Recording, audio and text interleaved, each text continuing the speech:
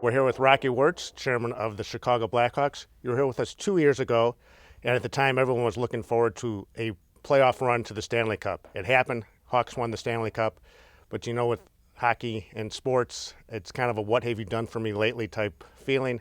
How has that winning the Stanley Cup 2 years later changed the expectation level, changed the storyline for the Blackhawks? Well, I think it's good. You want everyone to expect you to win every game, and hopefully, you know you're not going to, but you want to be able to do that. And we told our fans we put a goal out there to win the Stanley Cup, and we told them we want to consistently be good, and that's something that we're going to strive to do.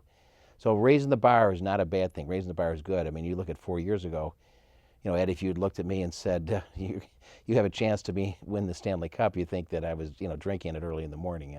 What do fans say to you, though, 2 years later? Do they say, "Hey, Rocky, thanks for the Stanley Cup in 2010," or what are we going to do this year? We got to get past we got to go deeper in the first round than what we did last year. Is that what they're saying to you? No, it's funny. They're still thanking me for bringing the team back. It's like they left and all of a sudden came back. And I think a lot of the fans are still pinching themselves saying, this is really a good team, and I can't believe that I get to watch them every night.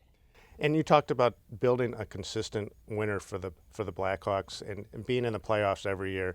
There's such a fine line between 1 through 8, and just talk about how difficult it is to, the parity in the NHL and how difficult it is to win the Stanley Cup. Well, we talked about several years ago about a hard salary cap, and that's what the NHL has.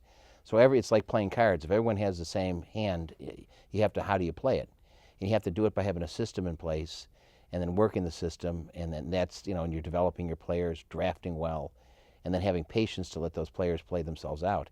If you can do that, I think year in and year out, you're going to do very well. Playoffs start next week. What are your expectations? What are your hopes for this team? Well, once the Hawks get in the playoffs, anything can happen. I mean, you talked about the parity in the league. For the first to 10 in both the Western Conference and the Eastern Conference, it's very good. So, you don't know, but you're going to put yourself in that position, then anything can happen. How do you feel about where you're set up? It's going forward, not only with the roster, but with your coach and general manager from a hockey standpoint? How do you feel about that situation right now? We feel good. I mean, the core players we have are the core players we have, and then you fill in with that, and you see how some of the younger players have developed.